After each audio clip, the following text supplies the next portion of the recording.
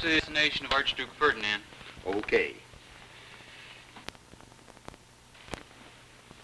You could, of course, read volumes on the history of the war, but let's concentrate on a few ideas rather than all the battles and dates. Of course, we'll have to remember a few dates. Now, let me see. One important date, June 28, 1914, the day that the heir to the throne of Austria would be. In quick succession, Germany declared war on Russia and then on France. The German General Staff directed a German invasion along a natural route into France. Germany would avoid the mountains along much of the French border. Here, through the lowlands of Belgium, she would hurl her armies into France for a knockout blow. German troops invaded Belgium, even though Germany and Great Britain had signed a treaty pledging the neutrality of Belgium. A shocked world watched as German troops streamed into the tiny country. The invasion of Belgium brought Britain into the war. Ready to defend Belgium, England declared war on Germany and Germany's allies.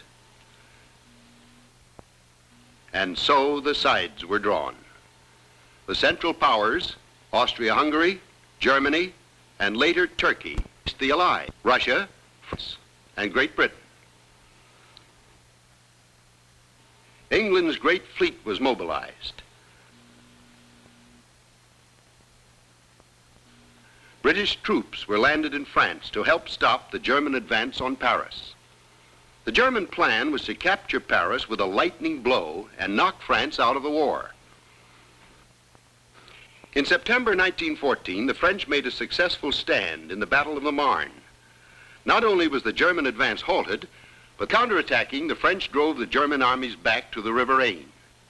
Instead of a speedy German victory, there was stalemate. Both armies began digging in. Trenches, miles of trenches. A new kind of warfare, trench warfare. A network of trenches, German, English, and French, extended along the entire Western Front. On the Eastern Front, Austrian armies were able to do little against the Russians. The Russians, after losing two big battles to the Germans, did little further fighting.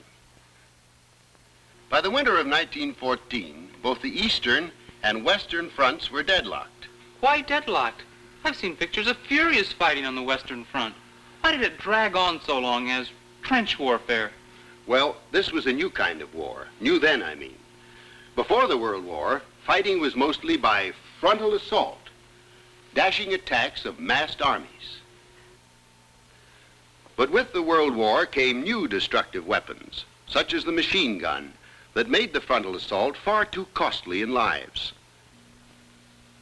In this war, other weapons, such as artillery, were vastly improved. Machines of destruction never seen before. Such weapons pinned men in trenches, helped create a static war.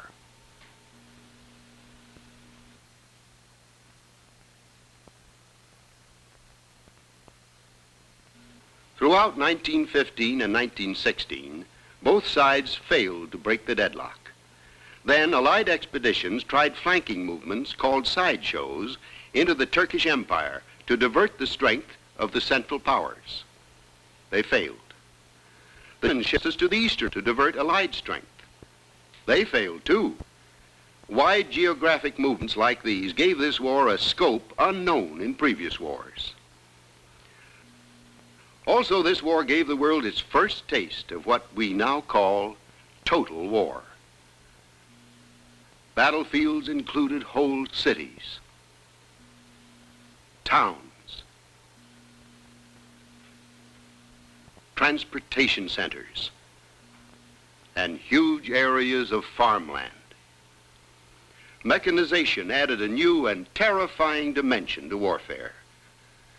And for the first time in history, men fought in the air.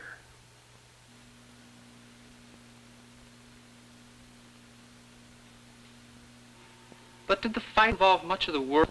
Wasn't it most in Europe? Well, most of the sustained fighting was in Europe. But let's look at a world map. The main fighting fronts were in Europe. But there were naval engagements in the North Atlantic and in the South Atlantic. There was fighting in the German colonies in Africa, in China, and even in the Pacific Islands. So you see, it really was a world war. Conscription of young, able-bodied men reached into many nations. For a total war, this tremendous manpower had to be followed by tons of munitions and supplies. Whole industries had to be mobilized. Both men and women, thousands of civilians, worked in the gigantic task of the war effort.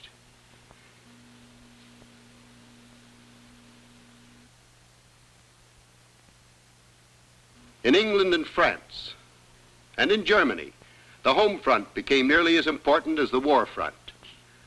In this long war, the deadlocked armies were dependent on workers in industry, not only for munitions, but for supplies of every kind. In supplying food and materials, the Allies had an advantage. The reason was England's naval superiority. England's fleet successfully blockaded the ships of the Central Powers. Germany's battle fleet tried to break the British blockade in the Battle of Jutland in May 1916. In the naval battle that raged in the North Sea, Germany failed to break the British blockade. Now the Germans turned to their submarines to destroy the convoys carrying England's vital supplies. So began a new chapter of the war at sea.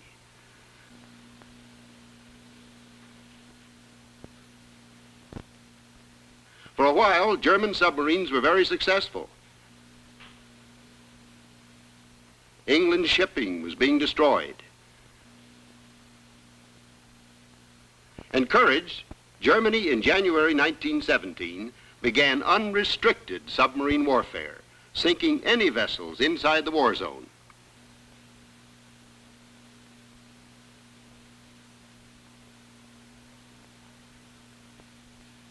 Such actions had increasing effect on world opinion, particularly in America, where the traditional doctrine of freedom of the seas was very strong. Was Germany winning the war then? Not actually, but there was always the possibility that the Central Powers might win. We Americans felt that such a victory would endanger the security of the United States.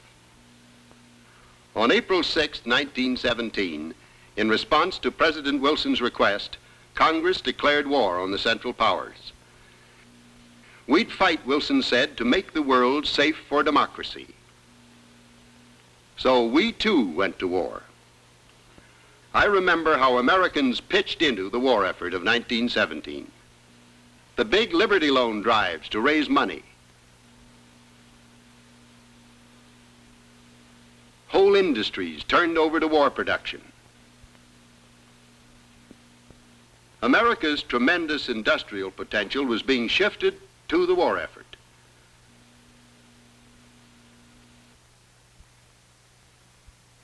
America was providing not only the materials of war, but also men. My older brother Frank was drafted, along with thousands of others.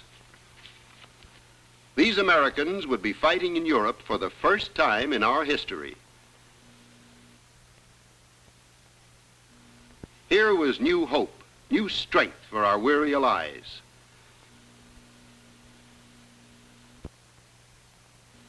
In Europe, years of fighting had exhausted civilians and armies alike.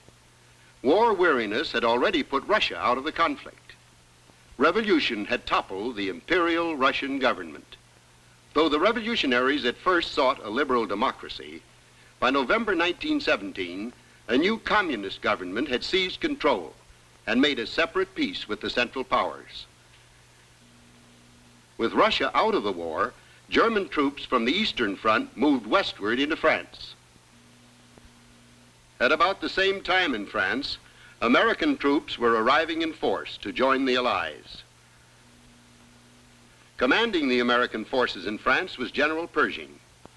Both Pershing and General Haig, commanding the British forces, coordinated military efforts under Marshal Foch of France, Supreme Allied Commander.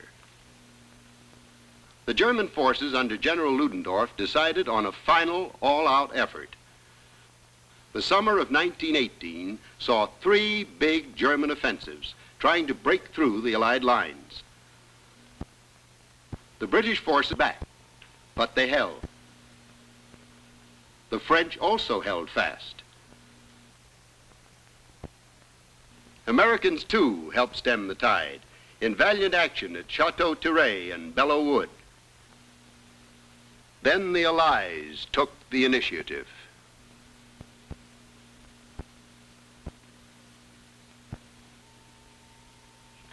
On August 8, 1917, the German lines were breached.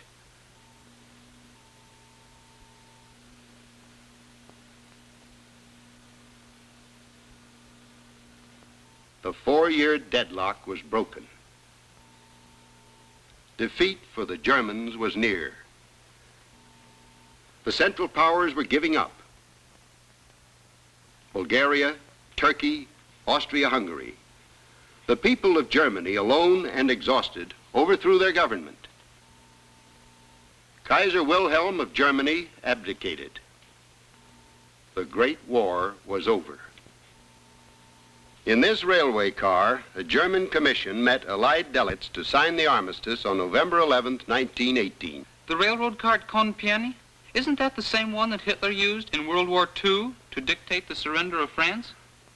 That's right. It was the same car. But in 1940, the tables were turned. Then World War I didn't solve all the problems. No, it didn't. In spite of our optimism, our great hopes, we did not achieve a lasting peace. That's the last chapter in the story. The aftermath of World War I, the things that were left unsettled, and the attempts of many nations to build a peace.